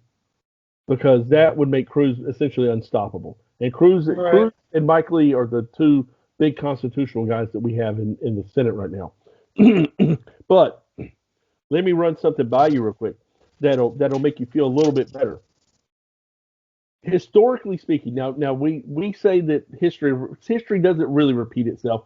It, like people have said before me, it doesn't repeat itself, but it rhymes. It, Mm, and you can see rhymes. in politics especially. So if you look at um, since uh, Bill Clinton came in, if you look at the prior group of presidents, from Bill Clinton, uh, from Bush backwards, you look at Bill Clinton. Bill Clinton, you can equate to John F. Kennedy. Can we agree on that? That he was a misogynist. He was a popular Democrat that had some conservative leanings. Although I would argue that Clinton really didn't have conservative leanings. He just followed what the House and Senate said. Right. Okay. He did what he could. He did what he could that was popular to get himself voted Mm-hmm. again. Mm-hmm. And if So that meant cut back taxes, which he did, like right, Kennedy did, yeah, you're right. right. So you take Clinton, and then you go from Clinton to Bush. Bush. And with Bush, you have essentially Nixon. He was a guy who got us into some wars, got us out of some wars, who was a nationalist person. Okay. Then you got, well, hold on one second. Never mind. Back up two more from that. I've messed myself up. Okay. Never mind. I might cut it. I might cut this. Well, come But back. You skipped Johnson too. So. well, that was the whole thing. But because my point was that you had Nixon, who I would honestly almost equate to Trump. Now Nixon and Trump, politically speaking and ideologically speaking, weren't the same, but they were both very polarizing to the country. People either absolutely loved them, or absolutely hated them. There was a lot of corruption accusations the whole time Nixon was in office. Now he didn't. One accusation ended up being accurate, but he had plausible deniability with that. He just chose to resign. So, and Right. I'm not saying that anything that Trump has ever been accused of is accurate. I'm just saying you can equate those two. What followed Nixon, and you don't even think about Ford. What followed Nixon was Jimmy Carter, Right. who was this Joe bumbling. Biden. If you were going to equate Joe Biden to any other president that ever took office, it would have to be Jimmy Carter. Right. So then you had Jimmy Carter, and what followed Jimmy Carter? The greatest wave of conservatism that we had seen since the 1920s. Yeah, You it's know? it's an ebb and flow. It's a like the book I told you I read, the pendulum. It's an 80-year Mm-hmm. cycle Yeah, of society and how we think and how we think about each other. So we are like in the I am right, you are wrong category yeah, in this next 20 years, yeah, where everybody thinks they're right. Not only think they're okay, but you're not okay. That's what it is. Okay, I'm okay. You're not okay. mm-hmm. And then eventually in 20 years it turns into a I'm not okay. You're not okay. Great Depression type thing. Then it turns into a, I'm not okay, but you're okay. Hero worshiping type thing, comic books type thing, superstars, Mickey Man, all that stuff. And then it turns into a I'm okay and you're okay, the good times, the stuff like that. So it's this cycle of small 4 20-year increments Yeah, in a big 80-year loop. yeah, And that's where I stop and like, okay, maybe there's a bright side in 10 years. Maybe in the yeah, history books you'll look back in the 20s will be like one of the worst decades in this country's history. It's looking that way right now. yeah, But time, and you know what it says, a week, you know, we get to down to a certain point where there's only one way to do is that look up and look for hope and happiness and mm-hmm. return to normalcy, and then you'll start seeing people being able to to care about each other again. But it could be a 10-year ordeal, but you have to go through the shit to get to the top, Yeah, which yeah. is also a cycle, But a society cycle. But then again, it's 250 years, and most powers die after 250. yeah, republics have about a 200 to 250 year life cycle, and that's about it.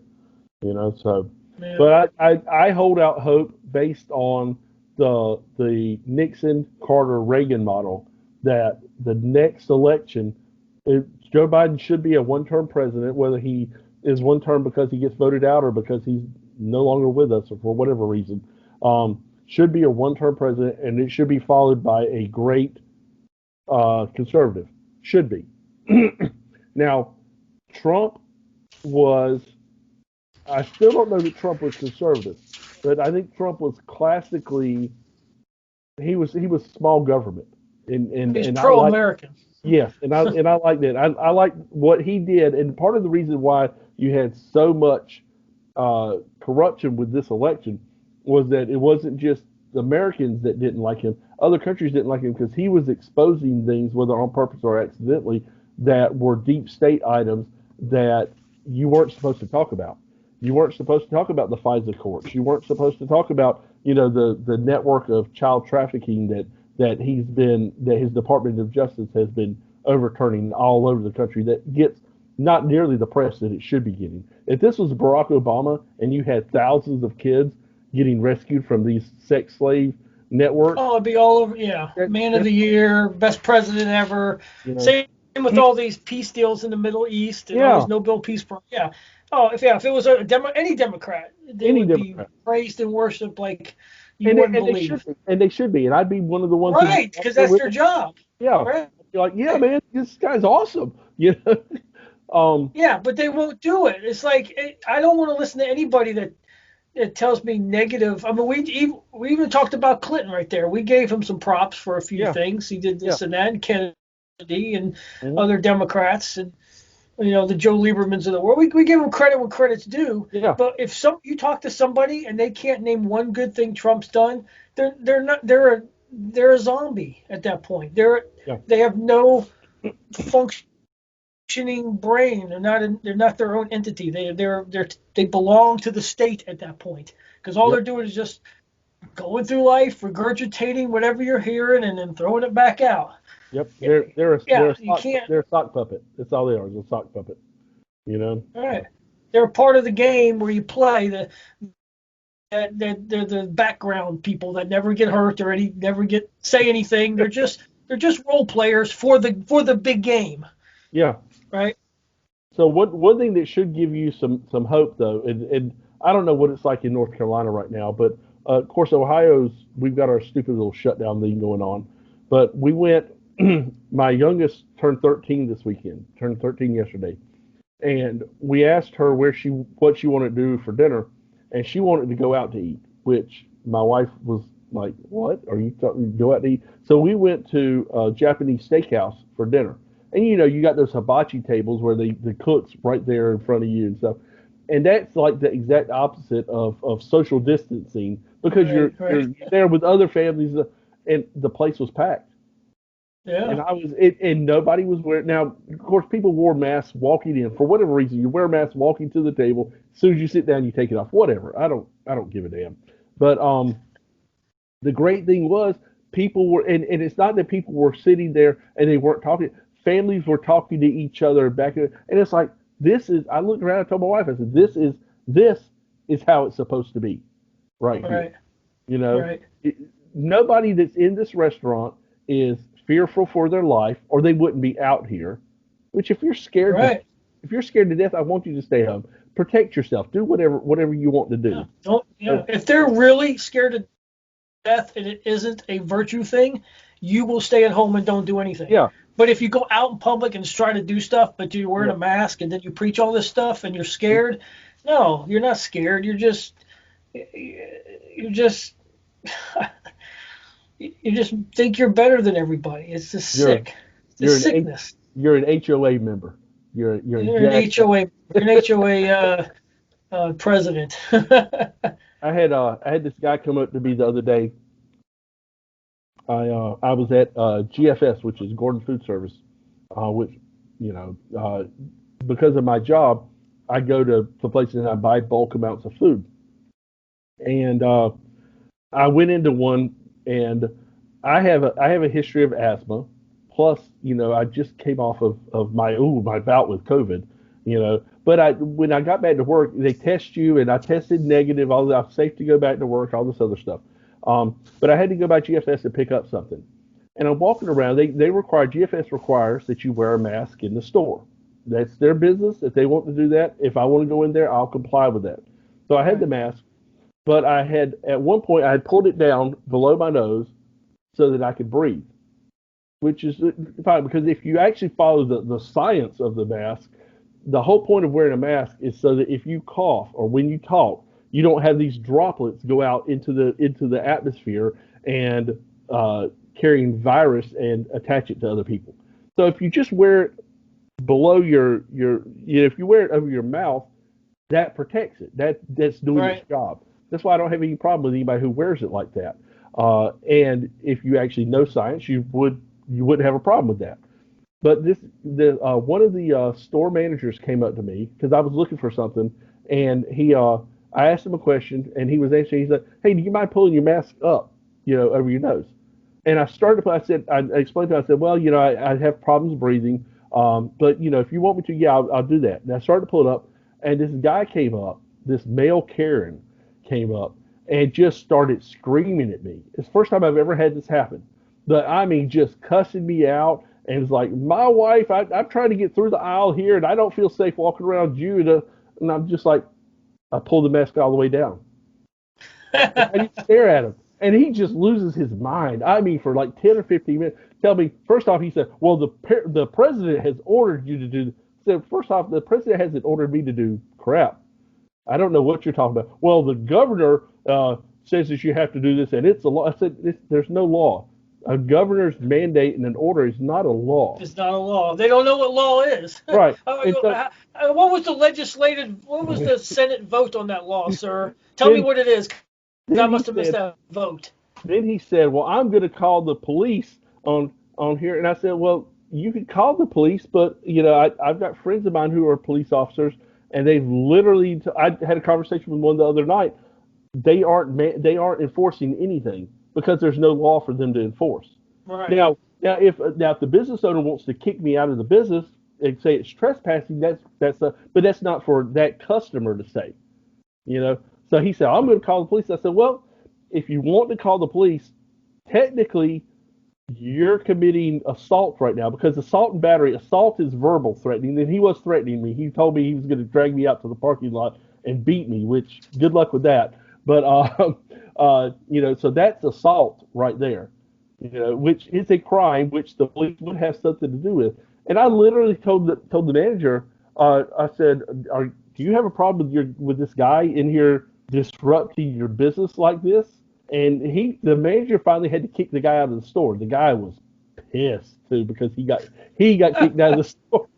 And literally, the guy standing outside, he's looking through the glass at me, and I look right at him, and I pull the mask right up over my nose, and then I go about my. And I told the manager, I said, I don't have a problem. I don't really have a problem with the stupid mask except for my breathing issues. If you say you have to wear a mask in here, it's your business. I'm going to do what you say. But that guy doesn't have anything to do with your business. And the more he says to do something, the less likely I am to do it. And Right. and fortunately, I had not fortunately, I was very happy to say I had two or three other customers come up to me, one person during and a couple people right afterwards, and like shake my hand and like I'm glad you were that you stood your ground on that and stuff. And like I'm an American. I'm a free person. I'm not going to have somebody else, some random dude, just come up to me and start screaming at me, and then I'm going to bow down to him and do what he says just because he's screaming. I'm But sorry. this poor character just got fear mongered for the last 8 months to get to that point where Yeah. he's yelling at you for something that's. I mean, it's. Would you a year ago would you ever hear such a thing No. with No. the mask? With the No. mask? No, But if, of course but not. if that, But if they're so programmed already just to be so angry at you because you're one of those people. That's the divide we're talking about. Instead of like, let's go down this aisle. We'll come by this one later. right, To, hey sir, can you put your mask up? To, what that guy just did to you. That's a big difference. yeah, This isn't like politics. It's Nixon and Kennedy, and yeah, there's differences, but they're talking policy and this and that. This is the opposite. This is Lincoln time yeah, yeah, almost. and that's As the far as the people. division of the country, it gets to a point. I don't know if we're there yet, but we're damn close. Yeah, well, the people like that are the ones that cause 95% of the issues in this country. They're Yeah. literally that guy. Not that I don't know that guy from Adam. And if he'd have come up to me and he'd have been polite, I probably would have been like, you know what, dude. First off, my thought would have been, if you're that scared, you shouldn't be out here. But whatever. Because I'm a nice person, I'll do whatever.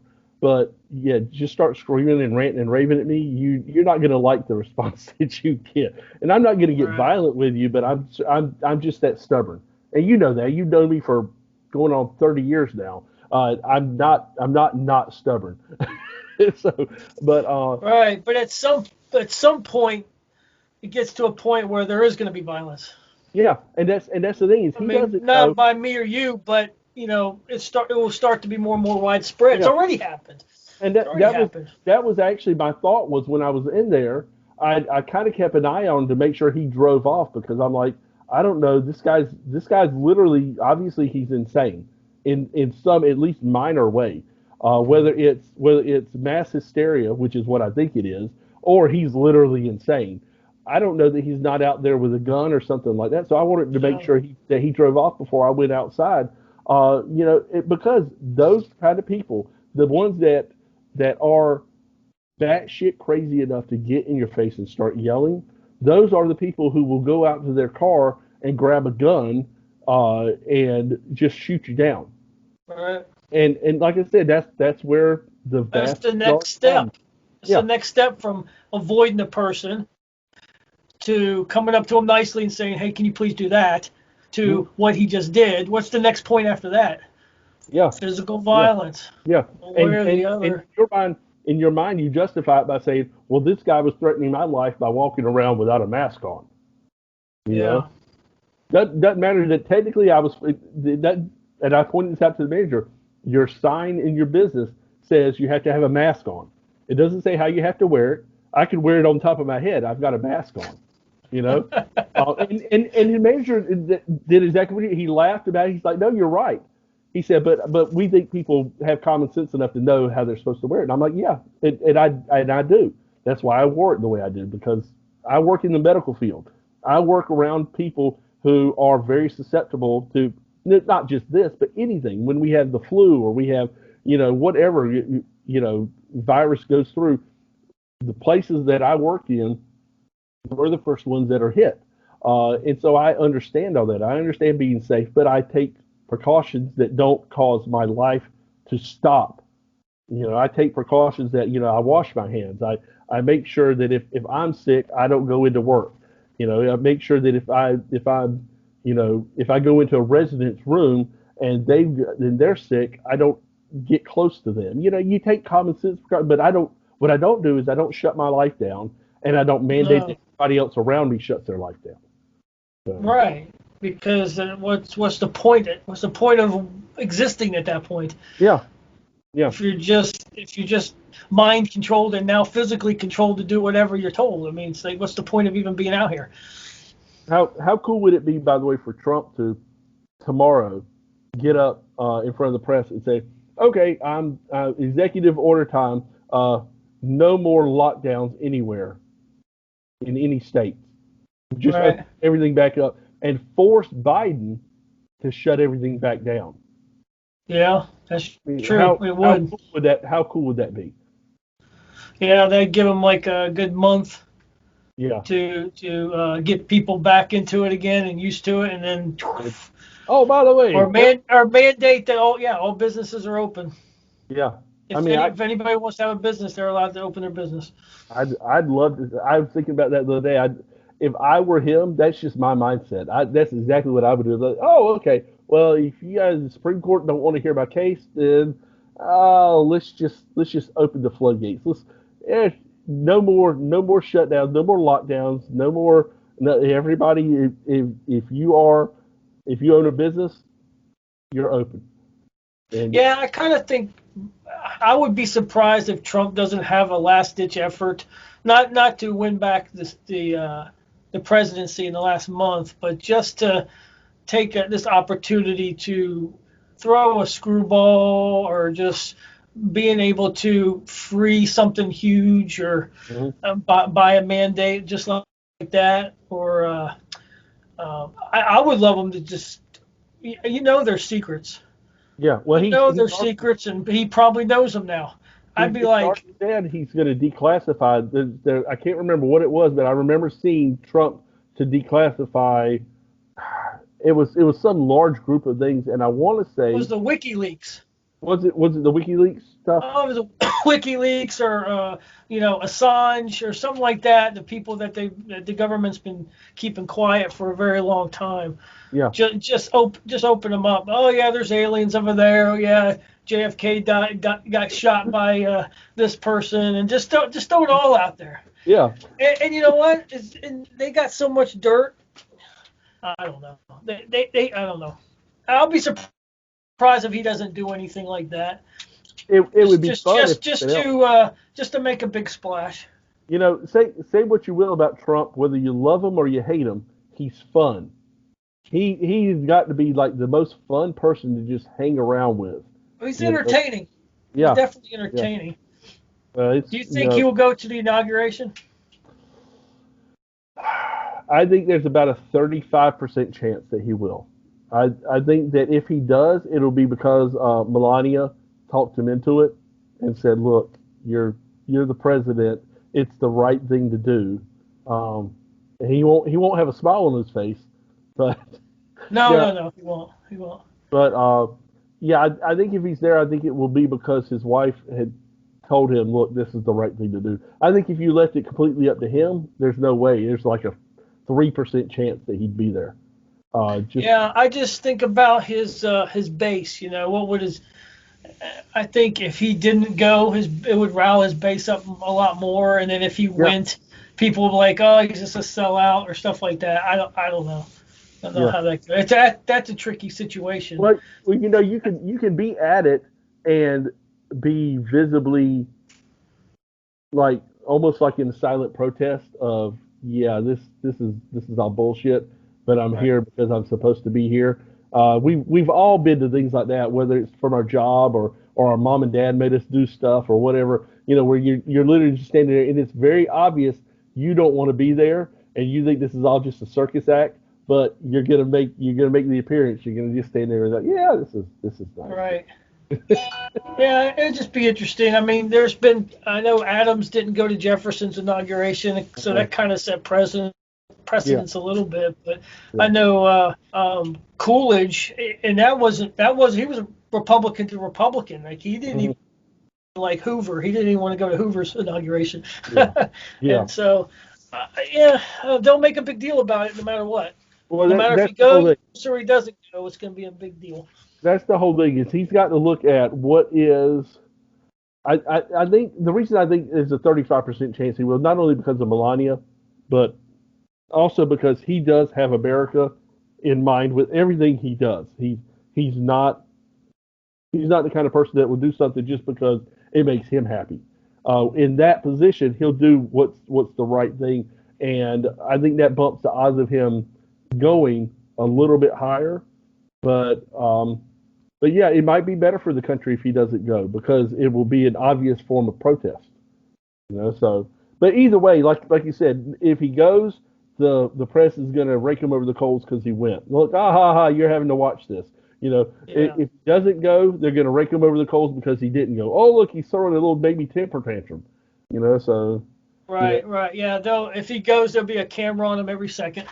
yeah, yep, just yep, just waiting for a scowl or like a little whatever type face. They'll just be An waiting eye, for it.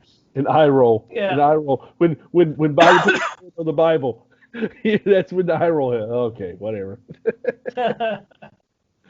Oh man. Well, we've been going on for about over 2 hours now. Is there any Yeah. last parting words you want to throw out there from what we talked about? Um, Not really. I just to reiterate, stay away from homeowners associations. Uh, the I don't care if the censors like this or not. There was a 100% chance of fraud in this election, whether they want to admit it or not. And one last thought: these places like Parlor and stuff like that are springing up. If you guys want to join those, and I'm trying to decide if I'm going to or not. Keep in mind that what you don't want to create is you don't want to create an echo chamber for yourself.